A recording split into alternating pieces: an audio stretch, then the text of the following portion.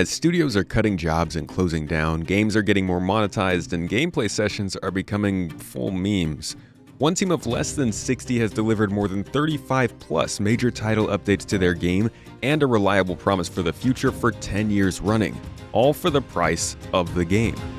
And if you're looking for a space sandbox to build bases, tackle an economy, take on combat, and salvage planets clean, you might be as surprised as I was to discover how deep that all goes in No Man's Sky, and how similar I think their story is to Team Cherry.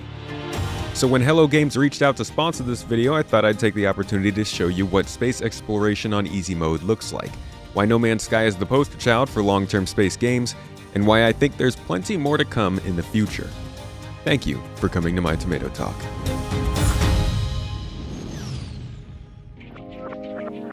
I'm gonna be honest with you, I've been playing this game off and on for years, but I still don't have an amazing amount of hours, so I still feel like I'm learning the ropes. I just discovered you can make your own music, and there's an actual economy with intergalactic trade routes that you can tap into for cargo hauling. But I don't want to get ahead of myself. The number one thing to know about this game is it respects your time. It is a sandbox that gives you hundreds of things to do and generally doesn't ask you to do anything else you don't want to, or very much at all before getting to what you want. There are so many star systems here. After 10 years, players haven't even explored 1% of them. And that's not to brag that the game is big. Bigger isn't always better, we know that. This is to highlight one of the best parts that never gets old. Discovering a new star system, a new planet, or a new species can be your entire game loop. It captures the spirit of exploration better than most games can. Find your perfect planet, build a base on it, cook some nice meals, take control of a settlement there, start a trading business. You can go find lost artifacts, meandering through caves, discovering crashed ships, and salvaging materials spread throughout the planet. You can learn new alien words that will let you get better deals and avoid misunderstandings in conversation. And you can adopt alien pets to travel with you and assist. I've seen some very weird aliens out there, but all of these things do allow you to progress separately in their different verticals. And it's generally a feel-good time, almost always. Occasionally the planet's gonna be on fire, but a lot of time you're in no real danger, able to be a space tourist exploring endless star systems, though you can get yourself into some trouble becoming a pirate and living against the law, or hunting pirate freighters. But that exploration is only the backdrop of the rest of the game. Like I said, you're not really locked into anything in particular. Salvaging gameplay, as I mentioned, has taken huge swaths of the community by storm. The gravity gun allows you to scour planets in search of chunky metal bits to throw in the back of your truck and sell for profit in material. But maybe salvaging isn't your thing. Planetary mining allows you to explore for a multitude of elements, both on the surface and deep in the ground, allowing you to spelunk and do some digging. One thing I would love to see, though, are spaceships focused on mining in the same way that our multi-tools are on the ground. For now, you're just mainly shooting asteroids in space. But that is not all you're shooting. There are actually a pretty good amount of enemies to fight in No Man's Sky now too. Of course, with the age-old Sentinel drones, that sometimes will just not leave you alone. They can be incredibly annoying. But also the giant walkers, the corrupted enemies, and the occasional weird-looking angry alien thing that can keep you on your toes. The same goes for enemies in space, and it seems like with every update they put out, there are more unique enemies coming along, if not just slight reskins of older enemies. Combat is not the biggest draw to No Man's Sky for me though, but it is another fairly deep activity you can customize to your liking, as I discovered with my friend as we explored derelict freighters together and he exploded bugs all around me, including killing me. And it turns out he had spent dozens of hours exploring, crafting, trading, and building to gain access to the mods he wanted to play the way he wanted with that gun.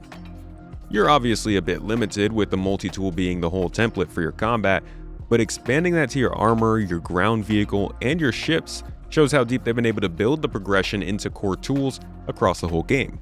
If you like to pursue progression like that, it offers hundreds of hours of activity.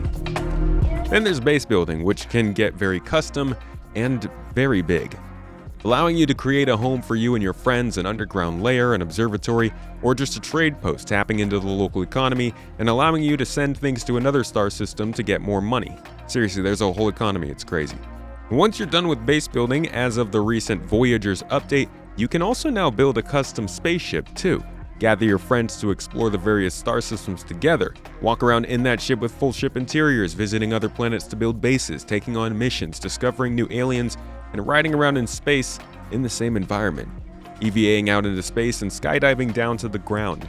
All of this is seamless, with only really loading screens between star systems, and while there are certainly glitches that pop up here and there, it ultimately offers you the ability to take on the game from whatever direction you want, with or without friends, in a pretty stable, very wide space sandbox environment. One with little quirks and pro-level moves that you can learn over time. There aren't that many space games like this.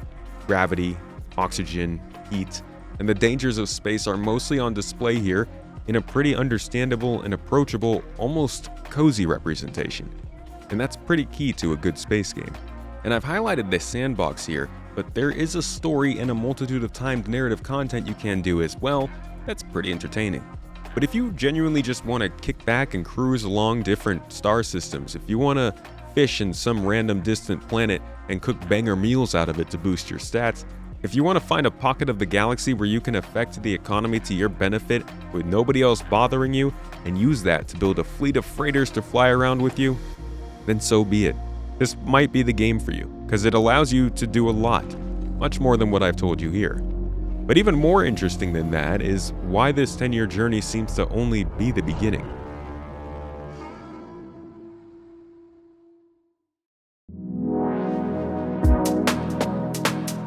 This game released in 2016. Since then it has released 36 major updates with no more than roughly 60 employees.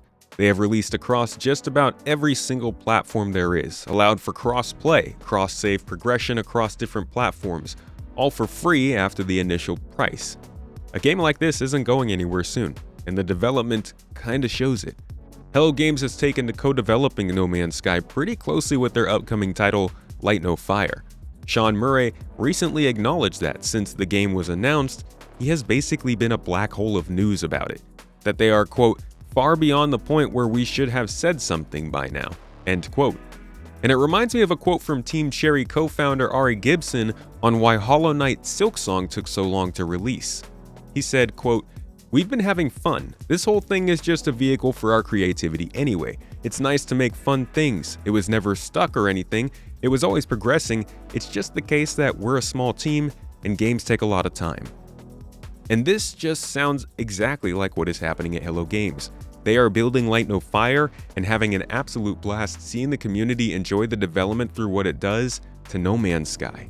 Those deeper oceans? Probably Light No Fire. The ability to make vehicles friends could walk around in? Probably Light No Fire.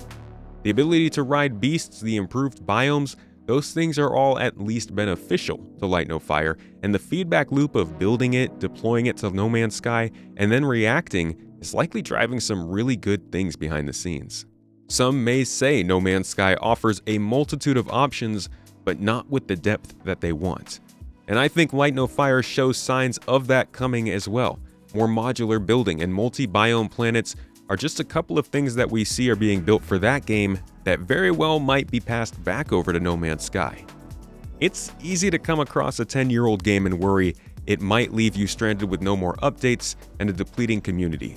But I think Hello Games plans to continue developing this right alongside their next, through trading features, sharing communities, and running an efficient studio.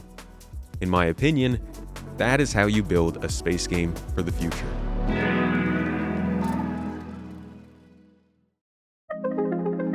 When you think of a space game, you usually think of the spaceships. But as games have become more complex and able to let us leave those ships, the possibilities have grown exponentially. No Man's Sky has its problems. This was not a video about that though. This is about how successfully it has gathered all those possibilities into an approachable package. An absolute multitude of difficulty settings, from freezing economic factors to allowing for unlimited crafting to a PvP slider to permadeath mode. You can adjust almost any setting you want to make this game the space game experience that you're looking for. And I think aside from the graphics, it is what many people are looking for.